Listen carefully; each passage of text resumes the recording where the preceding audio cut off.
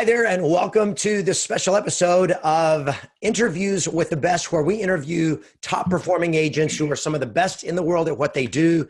And not only agents who have had a lot of success in making a lot of money and selling houses, but who are the best in the world at delivering results, caring about people, representing their clients, and when it just comes to having a life. And we are so excited. I'm personally totally stoked and excited to have one of my Inner Circle coaching members with us today, Mr. Jerry Weaver from Canton, Michigan. Jerry, welcome to Interviews with the Best.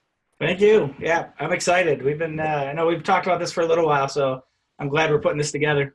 Yeah, I'm excited to be talking to you because your story has been, for the people that know you and the people in our coaching and all that, they've heard your story, and it's so inspirational, and the things that you've done and the success you've had has just been like amazing. You're just coming off your best year ever. Yeah. So this last year, you've been 5 years in the business, right? Correct. Yep. Fifth year. And so tell us about your biggest year. So what did you do this last year? So this last year I closed 61 transactions in the calendar year. And it was right around 347 for GCI. So 347,000 for my gross commission. Right. Nice. Unbelievable. Yeah, it's unbelievable. And you're in Canton, Michigan. This is not like luxury city or anything like this. Yeah. This is not where the average sales price is $1 million. Yeah. What is your average sales price there in Canton? Right, 212. Okay. And how has the market been, and how is it looking right now? The market has been really good. I've stayed busy throughout. It's definitely, kind of in October, tapped the brakes a bit. And so things started to sit in the market a little longer. To me, I took it more as there's a lot of sellers that I felt were getting greedy with the market. And then so all of a sudden the prices started to really jump up, and that, everybody kind of really tapped the brakes in October. But then, I just this weekend, I had a house that was on the market for 110 days, which is absolutely unheard of for me. Right. I didn't even know what to do with that. But I just stuck with it and ended up with 6 offers this weekend. Oh, that one property. On that one property. Anything different, or just weather nice and warming up in Michigan? Just time. I think, with the holidays and where it was at. I don't have anything that I can scientifically tie it to. Right. I didn't change the pricing. We were talking about dropping the price, and then I got like 4 showing requests, so I held the price. I actually sent the photographer out to reshoot the whole property because I wanted to give it a fresh look. And then so I put that kind of in place and never had to do it. And here we are. We ended up with 6 offers, which nice. To me, I just think they're sticking around a little bit longer if you're trying to get the higher price. We're on the higher end price with this property for this area. And well, congratulations on getting 6 offers on that one. So it looks like you're going to have that one sold genuinely for top dollar. Yep. We're here it's the beginning of January, it's the end of January, and we're getting 6 inches of snow today. The high this week is like in the single digits, and I signed 4 listings last week, and I've put 9 under contract this month. Not a bad January. I've got like 13 deals pending, and that's here we are in January. That's awesome. So you did nearly 350,000 GCI last year. What is your goal for this year? I think it's a moving target, but on paper right now it's 500. Yeah. Based on from our coaching call last week. I don't want to. It was as I'm working through this number. I don't want to say that like 500 is just kind of phoning it in, because that's a crazy number. But 500 is one of those goals that I think I could feasibly do. And so I don't know if that goal's right. So that goal, I'm looking at possibly 700. Okay. Well, I think 700 is definitely reachable for you. Yeah. But you said, 340,000, or 347 last year, which is amazing for you. So tell us why. So these numbers they still, as you're talking about it, I can tell that making this kind of money still blows your mind. So let's go back. We're going to come back and break down your success and how you get all your business and all that. But I want to go back to your past. Let's go back before real estate What'd you do before real estate, and tell us a little bit about your background.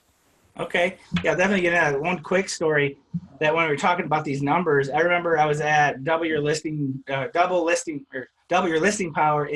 when you did it in DC. Yep. And I was sitting in the front row.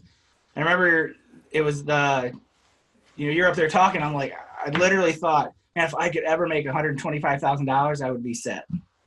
And now, so then you look at that from that, 3.5 years ago to, I'm talking about $750,000. It's just insane to me.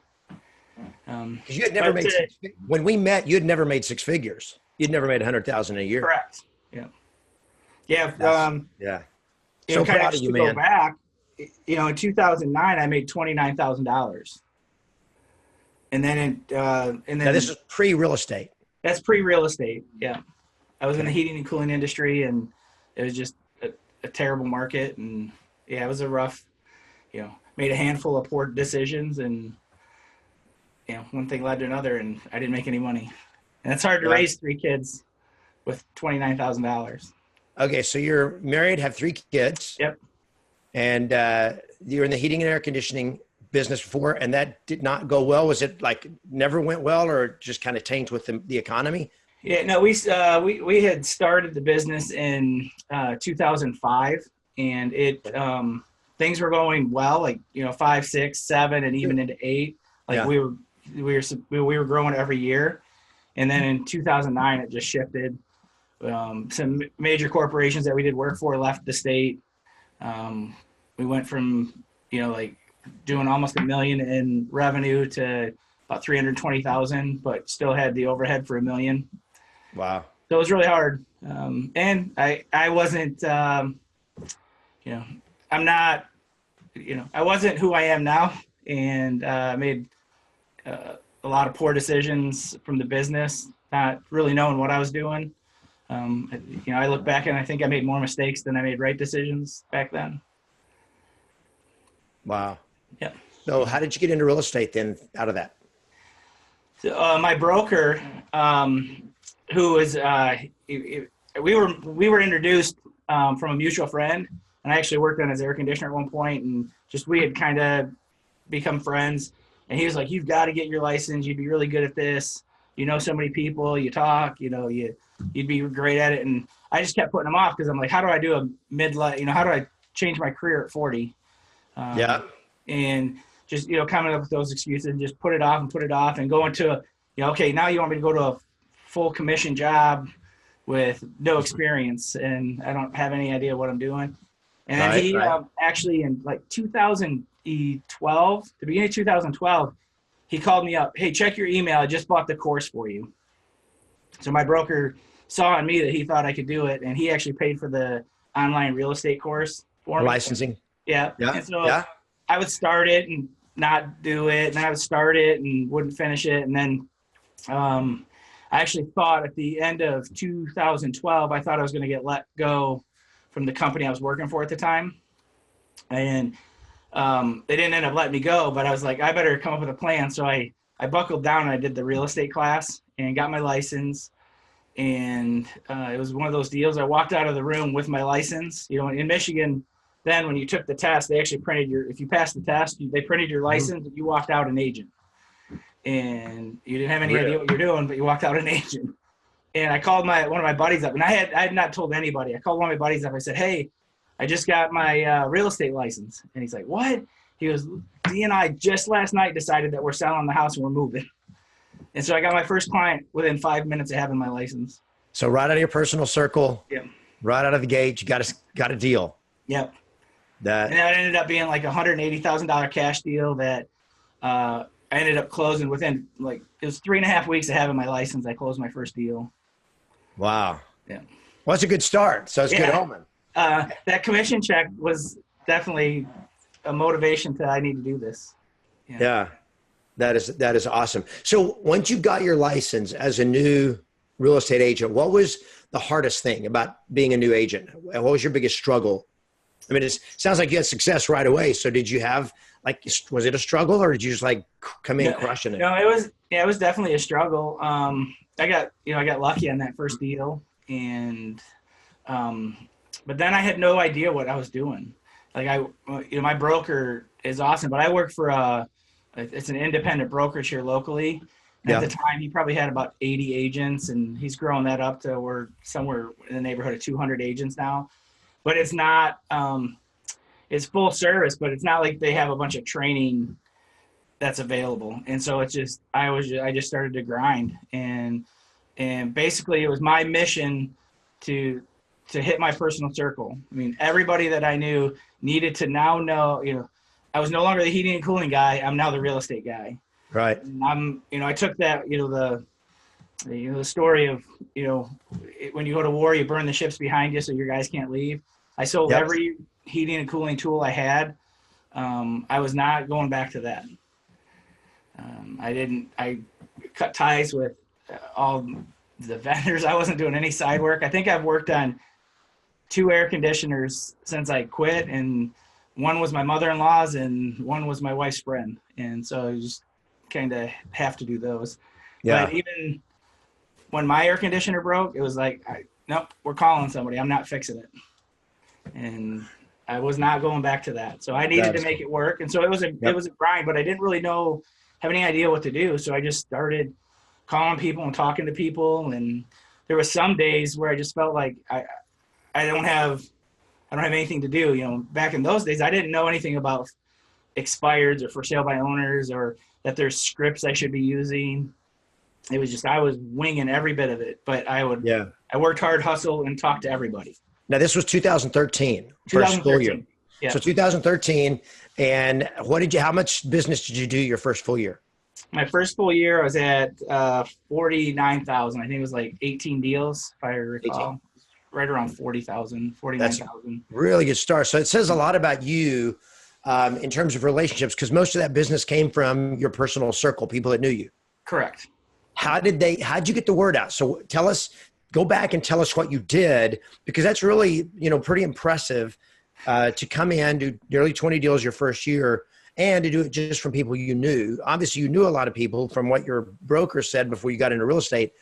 But tell us how you did that. What was your strategy in getting the word out to them, and then getting them to trust you when you're this new agent that doesn't know what you're doing? Yeah. So I went to a lot of agents and offered up to take their buyers, and I was offering them 50% referral. Just, hey, whatever buyer you had, and I didn't care what level. I didn't care if it was 30,000, 80,000, 100,000. I just needed to start building clients. Like, I knew those clients would, I knew there'd be a lifetime value to those clients. And so I didn't care what the level was. So I got a lot of like $80,000 and $90,000 deals because agents didn't want to work those. Yeah. And so I just paid big, even there was one, I got a handful of referrals that had like kind of a double referral on it, where I 35 off the top, and then I split what was left with an agent.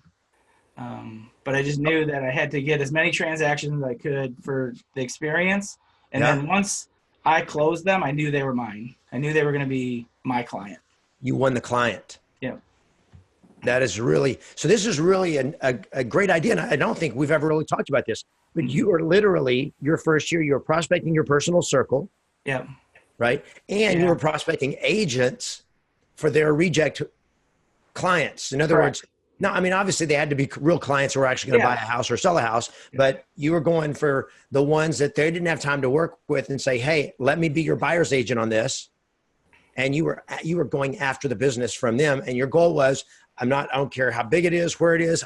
If I can get the transaction, I get experience, I get it under the belt. Yeah. When you have a year that you make $27,000 in a year, $1,100 commission check is a pretty big deal. Yeah. And so if that's what it was $1,100 or $900, then that was a big deal. I would have done a lot for $900 in 2009. And you weren't too proud to go asking for the business, which I think is really admirable that you did that. So with your personal circle, the people you already know, how did you go after business with them? Did you email them, talk to them? What was the strategy? I was talking and calling, but Facebook was probably my best friend. Like, I had nothing to do with Facebook prior to that, but I looked at Facebook as the way that was going to let everyone know that I no longer do heating and cooling, but I do real estate. And so there is, and my Facebook life is a wonderful life. There's, you won't see anything negative about my life on Facebook. Probably once a week I write a post that I have to delete before I post it, just because that's not who I am on Facebook. So it was I just showed, like, I would take one listing. So I get a buyer and I get them under contract. So there's a post, I'm showing them houses, and, which house are they going to pick? And then we wrote an offer, and then we got an inspection, and then, the appraisal came in. So I would take one house and turn it into like 9 different posts throughout 30 days. And then I would post like crazy things about houses. Like if it was weird wallpaper. So I didn't want to sell. I just needed them to know what I was doing. So you weren't out promoting yourself on Facebook. Nope. You were just letting all the people see you doing business. Yep. So they see, hey, Jerry does real estate. Wow, Jerry's doing another deal. Yes. But you're not going, hey, look at me, I just did another deal. You're just going like, look at this house we just looked at, this crazy wallpaper. Yes. And which people really engage with, because people love stuff that's entertaining. Yes. Yeah. Right. That's because social media, and we always talk about this, is social media, not business media. So you let it still be social. Correct. Oh, awesome. It was very social. I didn't sell. I wasn't doing the hard sell. But the one thing that started to really resonate itself was people would say, man, you look like, because I've been beat up for a good 5 or 6 years. So I'm sure I looked pretty defeated, and my shoulders probably, I didn't walk around with much confidence. And so now people are like, you look like you're really loving it. It looks like you're having fun. I'm glad you're, so just people in my life started to comment on that. I will testify. Okay, now I need people to know that I really do love this. And so I just played up everything was positive about real estate. So really my Facebook life comes down to fun stuff in real estate, my one son's music, my other son's baseball. And, that's awesome. And I will testify that how you have changed just in your physical bearing and your presence from the first time I met you at that Double Your Listing Power training camp that we did in DC, because you were just like scraping by trying to figure out how to make this work. Correct. Like I was in those first years, it would have been 13, 14, and maybe 15. Like I was, here in Michigan, we get plenty of snow. So I had to find something. Like I couldn't make the winters. I wasn't surviving the winter. So I was plowing snow. So I would be out plowing snow for, 24 to 36 hours. And then I wouldn't let it interrupt my real estate. So then I would just grind through, not sleep. But I needed that money to survive. You did what you had to do. So now tell us, so you started in 2013, 2014, 2015. Tell us how your business grew through that period and up to today. From the real estate? Yeah, in real estate. Yeah. So in 13, I did 49,000, and then that was right around 18 deals. And 14, I did 80,000. That was roughly 26 deals. 15, I did 90. And then that was the year that was the year I met you. But then I didn't know how I was going to get I didn't know how it was going to get bigger. I mean, I looked at the year I did 26 deals and how much time I was working. Yeah. Like, there's no way I can do any more deals. There's no room in my life to add more transactions. And it was just you at the time. That's when I started to get nervous that maybe real estate wasn't the end game if I have to work that hard for 80,000. And it was just you at that time. Correct. It was just me.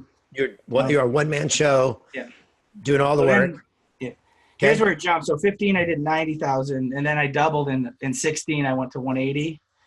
In 17, it was 220, and then last year was 340.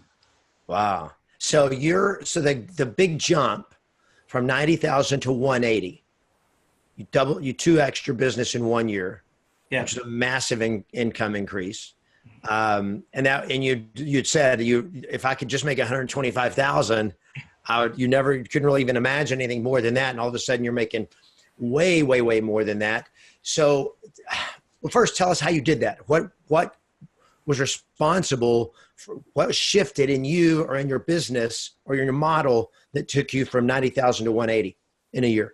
Yeah. And I don't mind. Yeah, I definitely we can come back to that, but I don't know. We had talked about like kind of the struggle. Do you want me to get into, because I don't want people to miss the fact of what I went through prior to this. Yeah.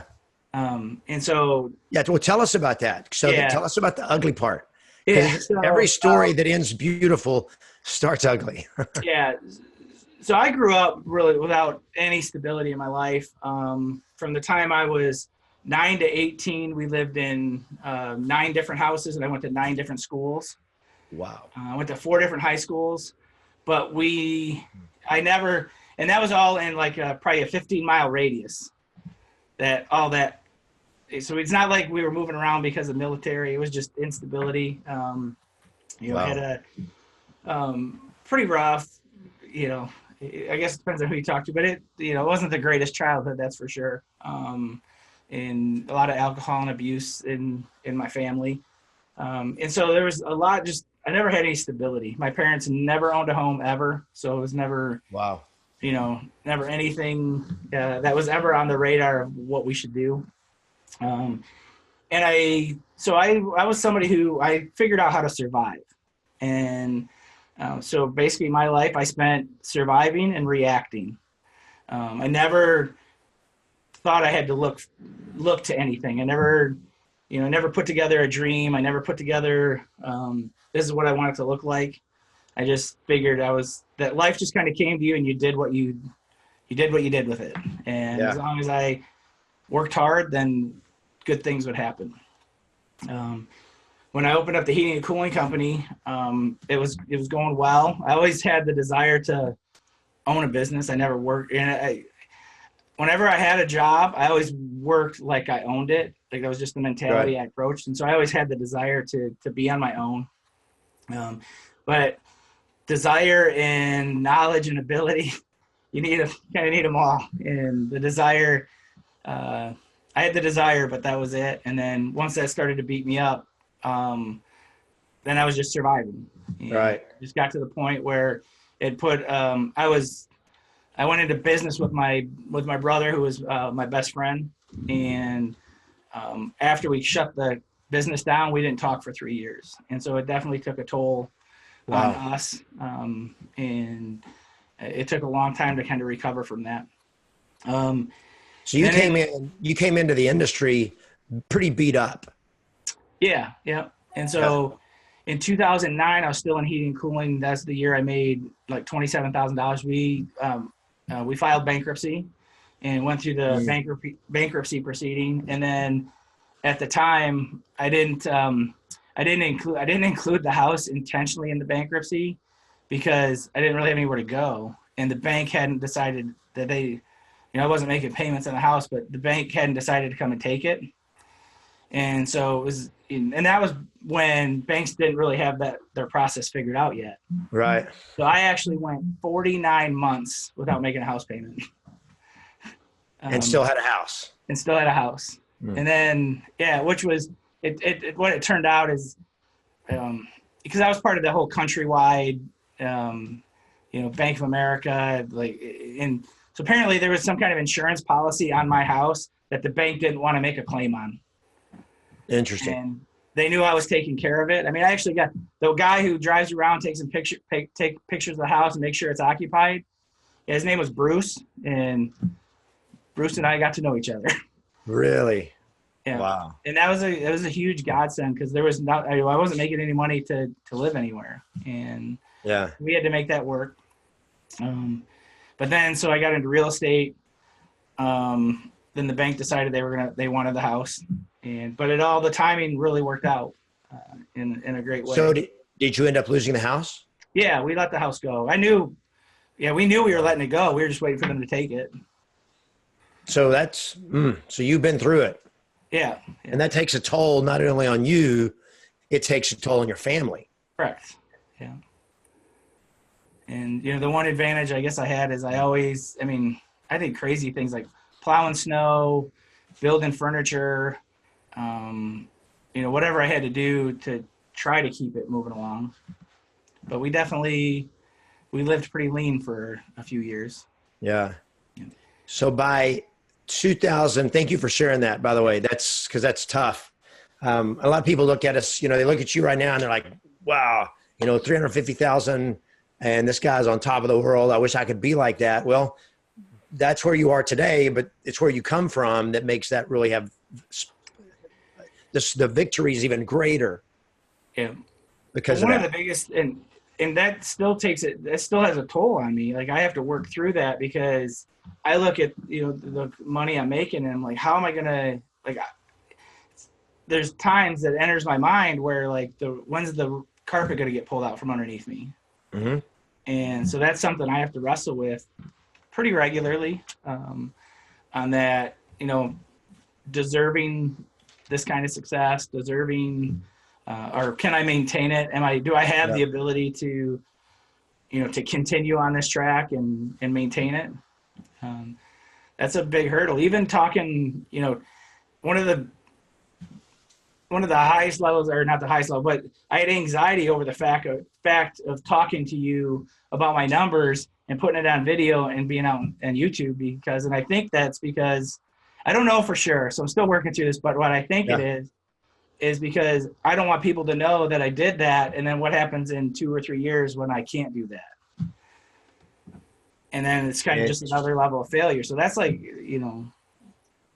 the money is good, but you have to work through being able to do that. And that's where guys like you and Paulie, the Downs, they basically our inner circle group. They can they really help keep me in check with that. Yeah, because we all have the mental struggles, the mental demons that come in and attack us. And, I think people will be surprised to hear that you still struggle with that. And yet the reality is that almost all top producers, almost all achievers, people who are the best in the world still struggle with, am I really worthy to be here? Or is this some fluke? Is this going to all come crashing down? And of course, it's all about the choices that we make and what we tend to choose to do with our life. And I will tell you as your coach, that you don't ever have to come down.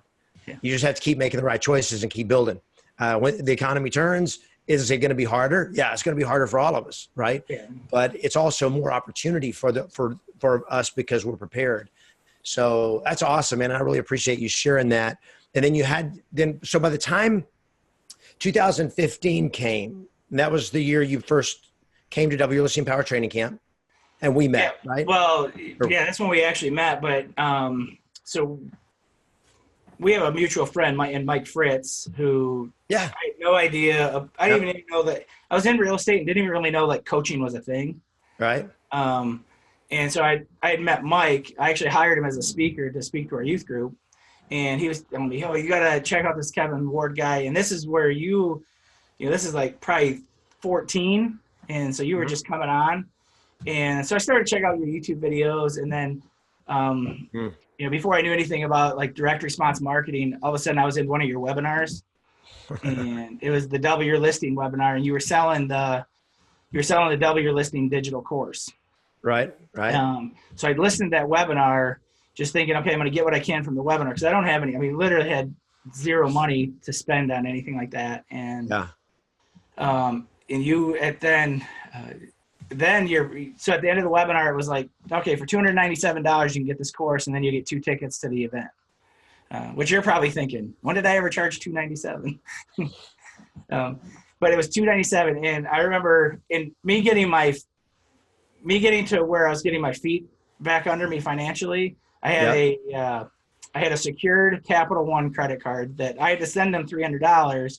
And they would give me a card that had $300. $300, yeah. And your program was $297, and so, boom, I stroked it on that card, and then I would come home and say, "Hey, I spent $300 on a coaching, on a product online, and we didn't have the money, so it was we can't be doing that." Yeah.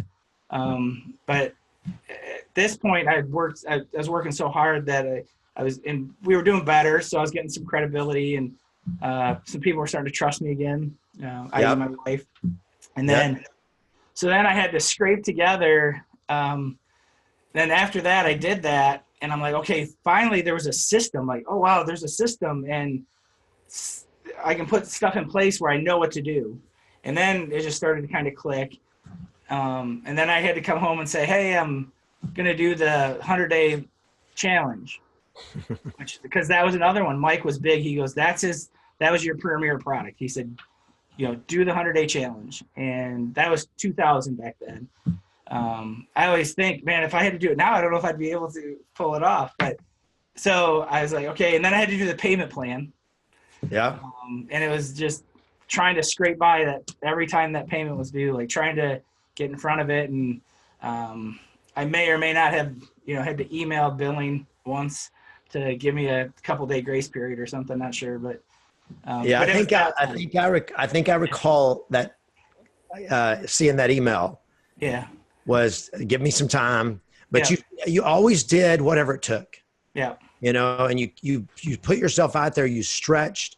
You did the 100-day challenge back when it was only $2,000. So anybody that's watching this, it is no longer 2,000. It's way more than it was back then. It's way better too. Well, it is better for sure. So how many challenges have you done now? I think I've done 5. Yeah. So if you go back to that, if you go back to that first challenge, so I put the $2,000 in, and it was tough. But then it's like, wait, there's scripts, and you're going to tell me what to say, and there's people that I don't know that I can sell real estate to, or that will list with me. So it was just kind of a really eye-opening. And I did that. One of the assignments was you had to put out there that you were asking people for help, and that's where I decided to do that video.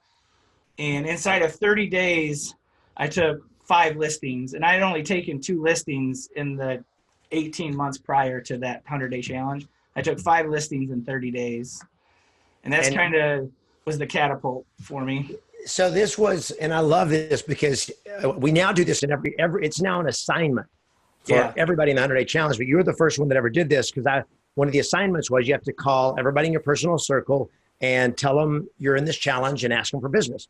And of course, everybody's nervous to do that, but they do it. And you did it. You called everybody just like you were supposed to, and emailed them. But then you also did a video, which was the most brilliant video. Tell everybody about the video that you did, because the way you set it up. Because when I first saw it, I was almost like, I was upset. I was like, dude, that looks so corny. But tell everybody what you did, how you did it, because it was, looking back, it was brilliant. Yeah. And, so I had never done a video before. Like, Facebook was fairly new to me. Yeah, this is so good. I didn't, I never put a video on YouTube or anything like that. And I was asking people for help. So at this restaurant that I eat breakfast at, they had a help wanted sign in the window. And so I had to position myself with my phone so I could get that help wanted sign in. But when having to position myself to do it, I kind of had to slouch in the chair. And because the most important part was the help wanted thing. And basically it was just me throwing it out there to, my friends and family. Hey, I'm doing this challenge. I'm going up against a bunch of agents from around the country. And just like, here at the Omelet Cafe, they're looking for help. I'm looking for your help. That was the gist of it. But I mean, bad camera, bad angle, bad lighting, slouching in the chair. But the message was legit. Yeah. And that directly led to several of those listings. Was that video. Yep. And you took 5 listings in the first 30 days of the challenge and ended up crushing that challenge after only taking 2 listings in the last 18 months. And you've been beating your brains out running buyers around. Oh, yeah. And so that was a big shift. And so what happened next in terms of your business growth?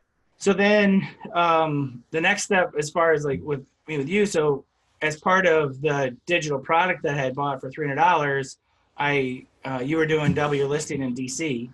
And so I signed up for that. The tickets were free, but then, the flight and the airlines, and I'm not anybody that's ever traveled anywhere. So that was like, that was all like an ordeal. It was a big to do for us, and didn't really have the, so you're looking at dropping another 1,000 or so to do that.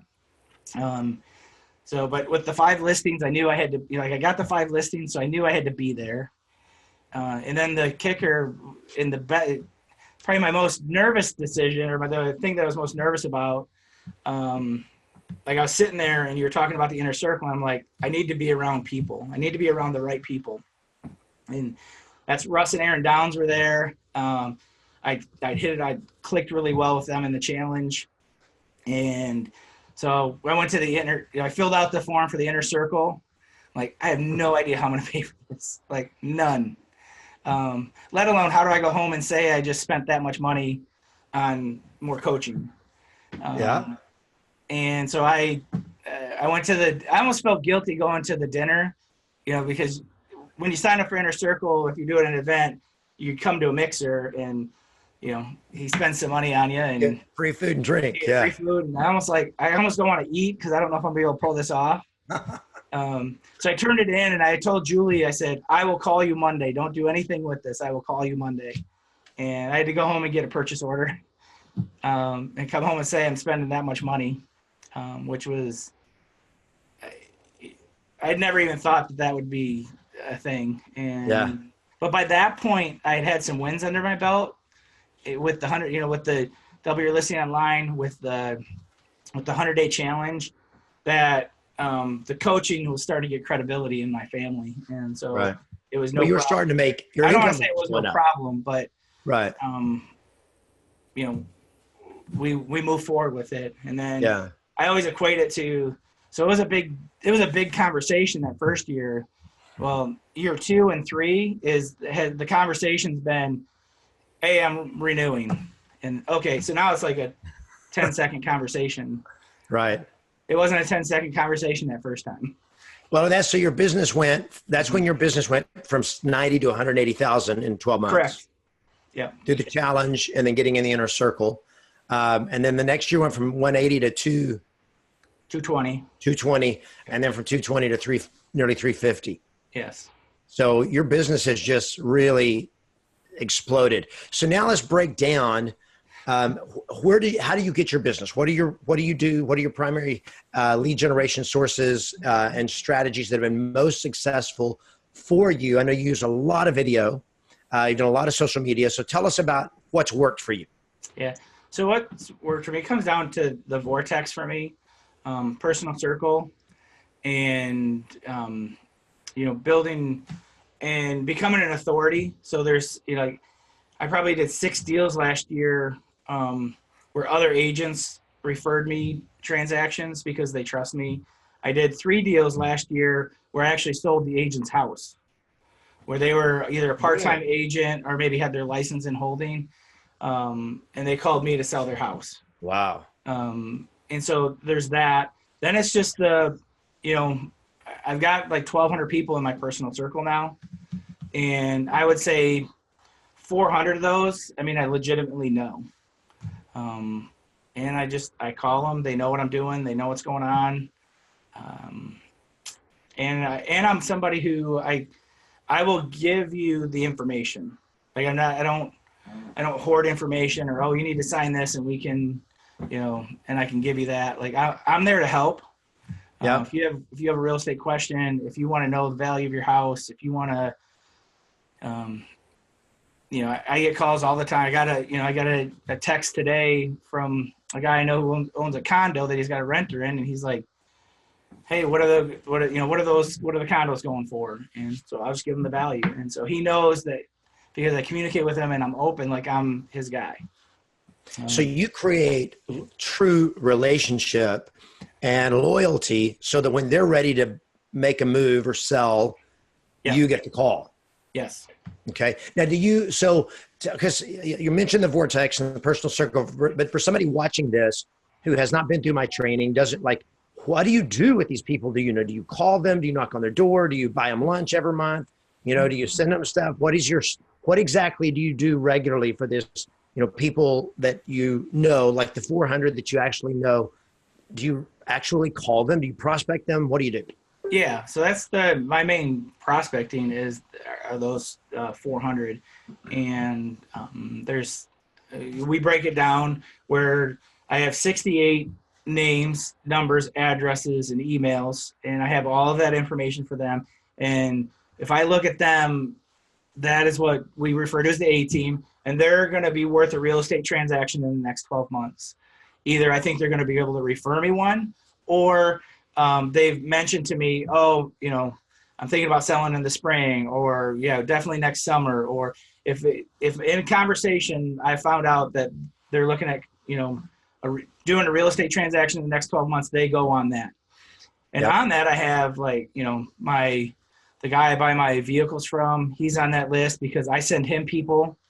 There's my insurance agents on that list.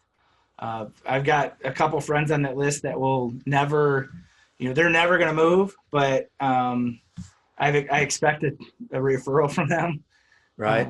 And some, of my close friends, they go on that list, and I tell them, I got a group that I do trivia with every Wednesday night, and they all know that I expect a deal out of each of them. So when when you call these people and actually talk to them and ask for business, how do they respond? So I've been doing it long enough where, some of them respond where like my insurance agent, he answers almost every month. I call him once a month. He just picks up the phone. I got nothing. And then we just kind of we talk, or I just call him and we just, hey, how are you doing? Do you need anything from me? Yeah. So like, there's just, now that I've had the conversation with enough of them, like we just kind of pick that conversation up, and then I don't feel, then if they don't answer, I just leave them a message, and it's easy. And some of them, like Facebook is really handy with this, in that I create a custom friends list. I try not to get sucked into the black hole of Facebook. And so I broke my friends list down this way so I can go and see my A team, and I can just see their post. And so before I make the calls, I kind of just flip through there. And so that gives me, if I need to have a conversation about something, it gives me something to talk about. Yeah. How's your trip? Oh, how was the birthday? Just like that. And just, sometimes I ask if I feel like I can comfortably put it in there, asking them for business. I do. If I don't, then I don't. I just try to wait. Hey, I joke around enough where, hey, don't forget about me if you hear of anything, that kind of. So you're just creating that top of mind awareness. Yes. Do people ever get annoyed or like upset that you're calling them and asking for business? Do they ever like tell you to stop or? Yeah, I've had a couple people say, hey, I know you do it, and if I get anybody, I'll let you know. And then I don't call them, Yeah. And then, are they unsubscribe? Like the worst is like when somebody unsubscribes from your email, because that whole list also gets 2 emails a month. They get my featured listings and market update emails. So if somebody unsubscribes, I'm like, wait, I thought they liked me, that kind of thing. But So what do you do when that happens?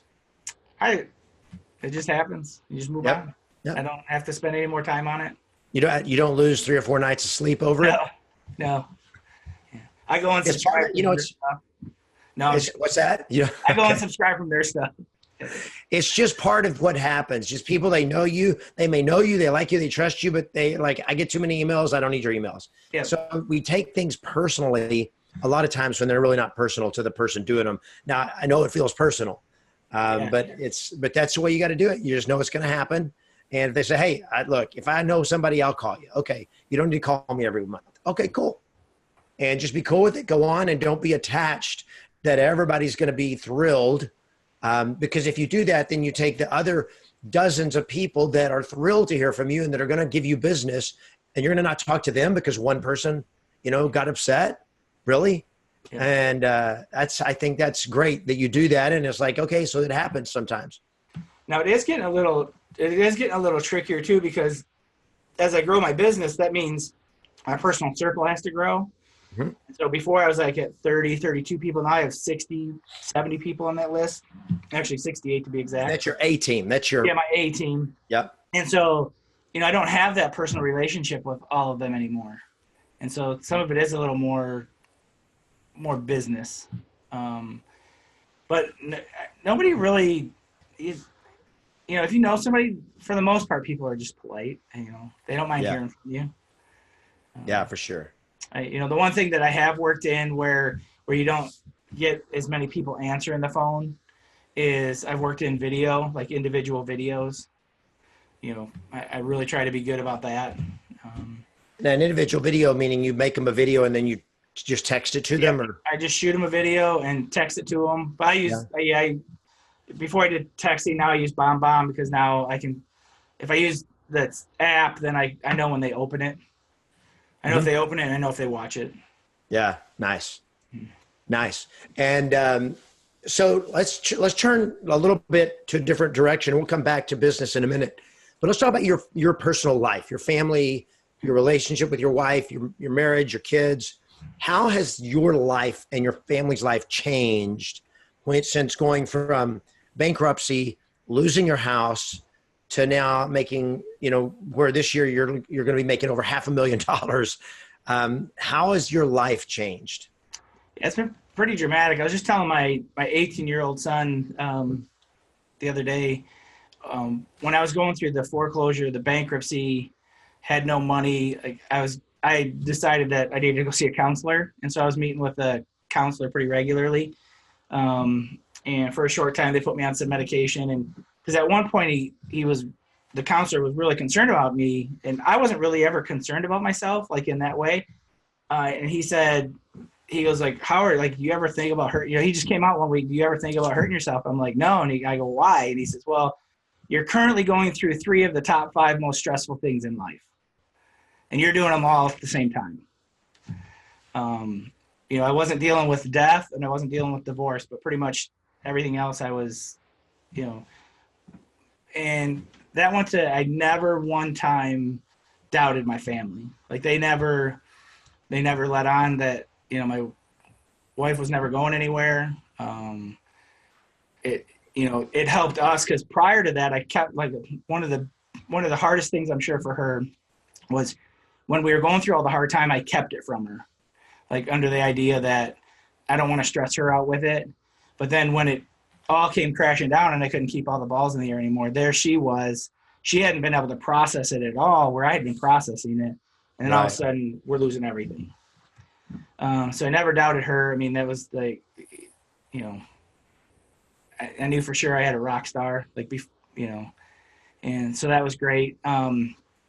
Probably, and then where it's helped me the most, I think, is with my 2 younger kids, in that I freed them up to, or having this new mindset, having the people I'm around, having this idea that we can do so much more than just wait for life to come to us, is I've opened up their dreams, and I'm trying to put things in place so they can chase their dreams. I always say, like, and to this day, I still don't have what I would call a dream. I don't know what that looks like for me yet.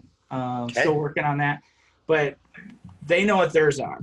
And so I'm trying to put the tools in place so they can chase those. Like, you don't need a B plan, you need an A plan, and get to work on your A plan. Nice. And, with my older son, he was a teenager when we went through all that. And so, through his middle school and high school years, he had a different dad. Like, I was working 100 hours a week and I was completely stressed. And so that has caused tension, but now we're working through that. I think we're probably in a better place than we've ever been. Nice. And not that we've ever, it wasn't ever like we don't talk or anything like that. We just didn't, hey, how's it going? That was it. Right. And so now we're working through that. And so I'm trying to be patient and trying to get him, I never encouraged him to chase a dream or to grow or to work hard. And so I can't get frustrated with him. In my opinion, I can't get frustrated because he's not doing that. Right. I never demonstrated that for him. And then, the one thing though, it is, it's a lot more fun having money. I'll tell you that. And just what you can do, but it does change things because, I'm running around doing 6-7 events a year, and I'm growing at exponential amounts. And the people around me necessarily aren't growing as fast. And so I have to make sure that I slow down, and not slow down my growth, but not get frustrated with that. And, I need, I need the people around me to, I'm going to demonstrate it. And then you just got to keep talking about it. And that's not a great strength of mine. I'm not much of a talker when it comes to stuff like that, or, anything personal. Yeah. I think my kids probably get more irritated because when things get really stressful, or I tend to, make jokes at everything. Like I just brush it off with humor, because I equate it to the way I grew up. Like, this is nothing. Like, what we're going through, the pain here, this is nothing, but it is something to them. And so I just need to, look at it from their perspective and bring them along in it and help them to grow, help them to be better, help them to, create a bigger vision. Oh, it sounds like that's what you've done. Yeah. That as your vision for your life has grown, you've freed them up to believe that something's possible, and to believe that that they have a dream. Do you mind sharing what their dreams are? No, not at all. So my 18-year-old, his name's Keegan. He's in a band called Me and the Dog, and he wants to be a performer. He wants to play music. And that's what he's chasing. He works hard at it. I've told him that he's got to figure out how, if he wants to chase that dream doesn't pay right away. You go a long time without that dream paying, so you have to figure out how to make money.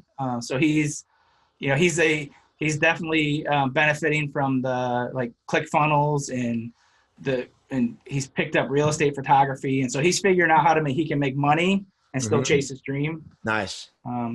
He got a job when he was 16. He worked for a company for 3 months and pretty much decided from that point on he never wanted to work for a person again. So he's an entrepreneur even as an 18-year-old. Does he did grinding it out in eBay for a while and picking stuff up at the Salvation Army and garage sales and selling it. But now he's getting into doing real estate photography, getting into videos right now. We're doing a thing called it's the one funnel away through ClickFunnels. He's doing that course right now and creating a product to make single property websites for realtors. Nice. So he's going to sell that where you can pay him and he'll make a single property website for you. So he's very, very nice. Yeah. So, and he wants to play music, and that's where for me, making more money, I can help him do that, because now, he can live here. He pays, he pays me rent, still lives here. Has to, he's got car insurance and cell phone bill. So I'm teaching him to do that. But yet I'm covering his vocal lessons.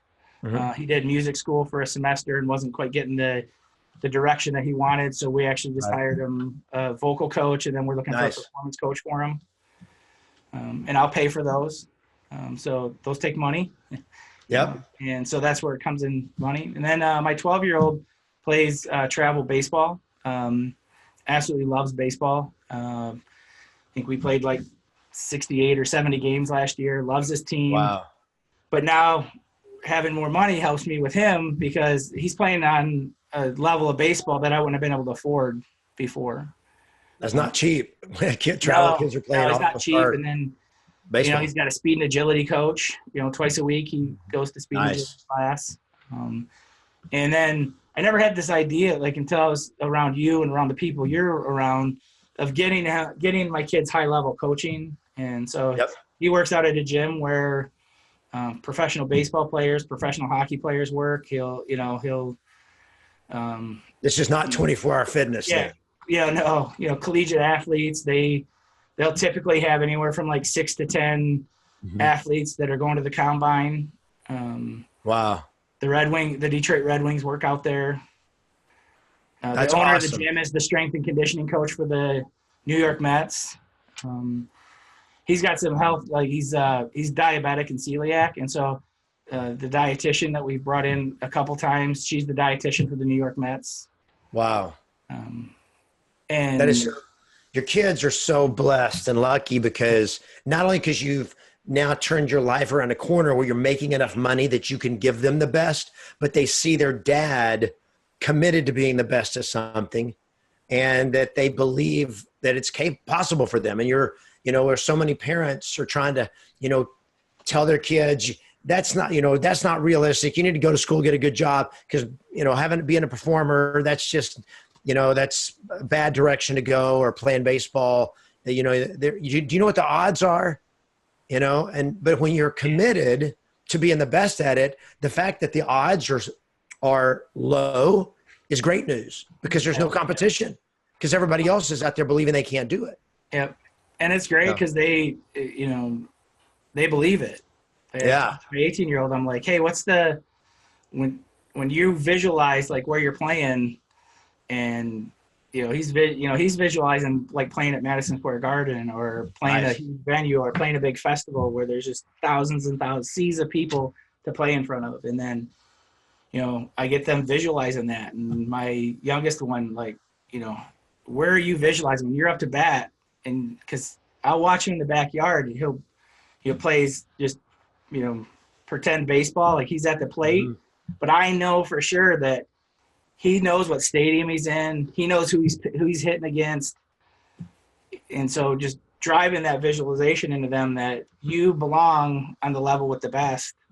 Yeah. And we're so afraid to, they're so afraid to, I get it. People want to protect their kids, but, okay, at worst case, say he doesn't make it, but you know what?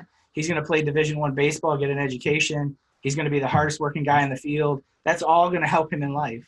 And he'll never regret that he went for it. Yeah. Nobody regrets that they went for something big.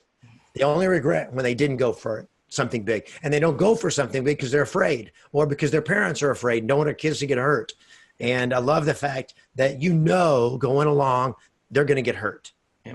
They're going to get disappointed, right? In his speed and agility class, he's he's 12. So they've got an elementary middle school. So he's in 6th grade. Yep. And like, he's constantly kind of at the top, and I'm like, it's not working. So I went to the coach. I'm like, hey, can we try him in the high school class? And my guy, he's little, like he's the smallest kid on his team. He's a little guy. And he's like, yeah, we'll give him a work. We'll let him try. And so now he works with the high schoolers. Wow. And how old is he? He's 12. So he's in like 12, he's 85 pounds. He's a little guy. Wow. That's all right. But you're preparing him for an opponent down the road, not who's playing today. Yeah. That's awesome. That is awesome. The coach on most days is a guy who played center for the Vikings. Wow. And he does a great job of instilling, so when you get coaching on that level, so that's the other thing. So when you pay for good coaching, you get good coaching.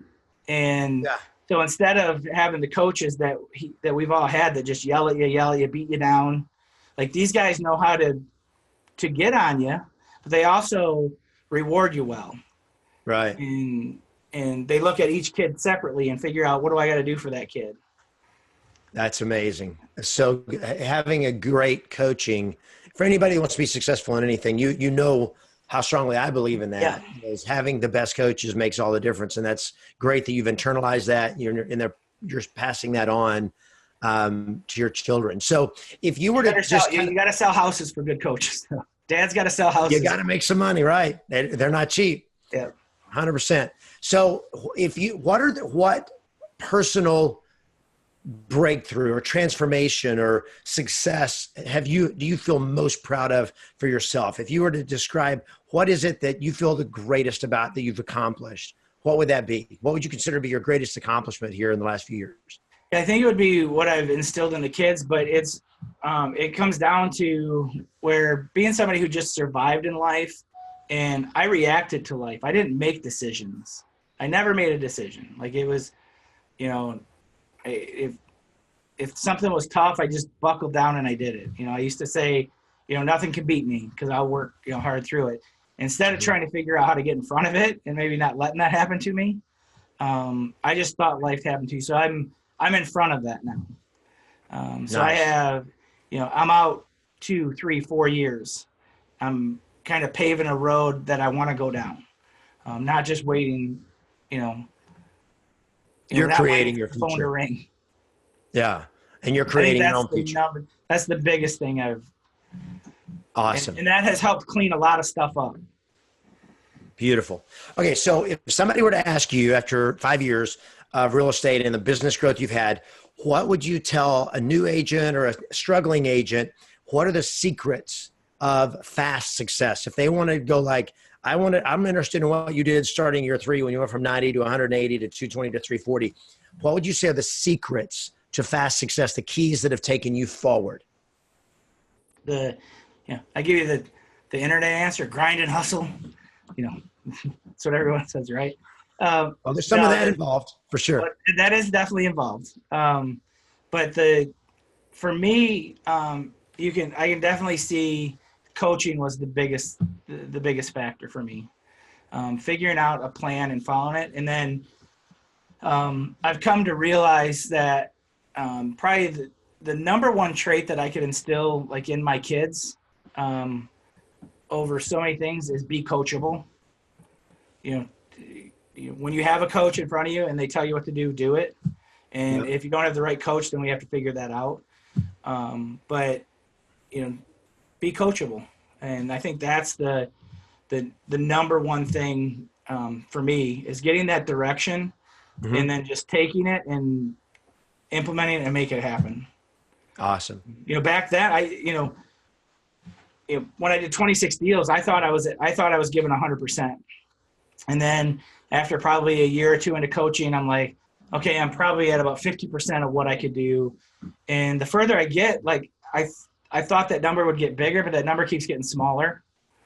So we were just talking about, resetting those goals. Like I'm looking at the potential that I have and what I'm producing. And I legitimately might be at 20% of the potential that I have.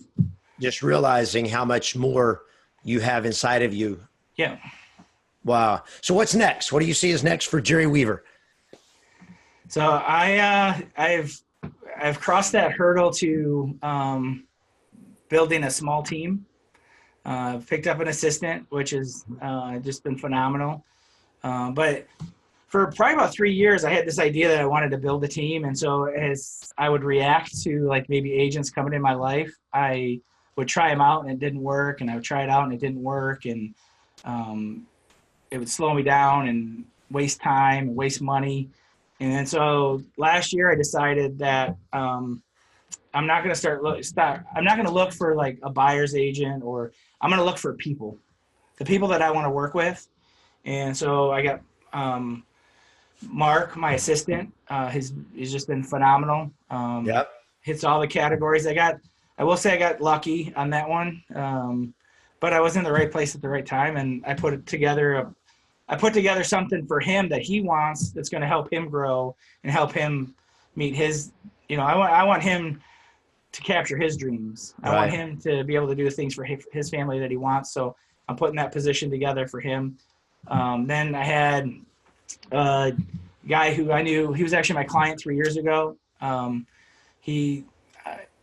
didn't think he'd ever leave the company he was at. He was an underwriter. And when I found out he was leaving and that he was thinking about getting his license, like, all right, we need to talk. Because he's the kind of guy that I'd like to be around every day. I'd like to work with every day.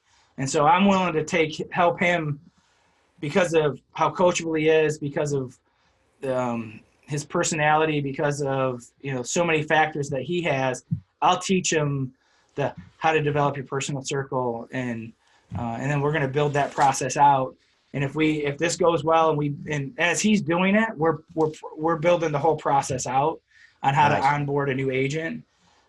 We'll continue to grow that because he has some goals and he's younger. He's like 30, and I'm not going to sell real estate forever. So I'm looking for somebody that we can build something together that is going to give me some passive income on the tail end of what I'm trying to do. So the 61 deals you did last year closed. It was just you and an assistant? Me and an assistant half the year. And so most of the business, you've done all the business you're doing. You don't have like a team of 3 or 4 agents or anything. It's just you being very efficient and building this thing out. And now you're bringing on another agent to help work with buyers, or what's the plan? So we're going to start them out on buyers. But the problem is I'm using a lot of your coaching for him. And so now he's got this taste. He wants to do listings because he's being coached by Kevin Ward. Yeah, that happens. But I want him to build his business. Yeah. So it's going to be like, just because he has the client, it's going to be his PC, because we're looking at this as a long-term play to our plan is to be together for a long time. Nice. And so I want him to build his business. And I think that's the way that we're going to be most successful is if I teach him to do what I've done. Awesome. All right. So Jerry, any final words of wisdom that you'd give to real estate agents out there that are watching this? Because, this has been so great what you shared today. And, agents watch this because they're like, I want to be better. I want to be like Jerry. I want to have the success he's having and so forth. So any last words of wisdom that you would give to them on to guarantee they're going to have the kind of success that you're having? Yeah, I would say, the biggest thing is get around the right people. And that's going to help you, I'm a huge fan of your coaching. That, but the relationships that I've built with when I see like new guys like Sergio and, Jacoby and the Downs, like when we start to get together and we start pushing each other, and you see, that they're putting numbers on the board and they believe that you can do it. And so there's not, oh man, I hope Jerry doesn't sell 2 extra deals and beats me. It's not like that. It's like, oh, how do I do 3 more? And so it's just putting yourself around the right people. And that's hard to do, especially when you're home. But making sure you're on the right people, because the wrong people they're just going to knock you down. And so, be around the right people, find a system and a process that you believe in and work that. And then, the biggest thing is that and this is like the thing that I'm wrestling with the most, is I have far more potential in me than I realize. This idea of doing 500,000 in our market is just with the, people do $500,000 in our market, but they got 6 and 7 person teams. I want to do it with 2 or 3 people. And I think, and it's possible. Totally possible. And you're going to be highly profitable, and it's going to happen for you this year, my friend. We're going to see to it. Cause you just keep on the track you're on and keep the belief growing, and it's going to happen.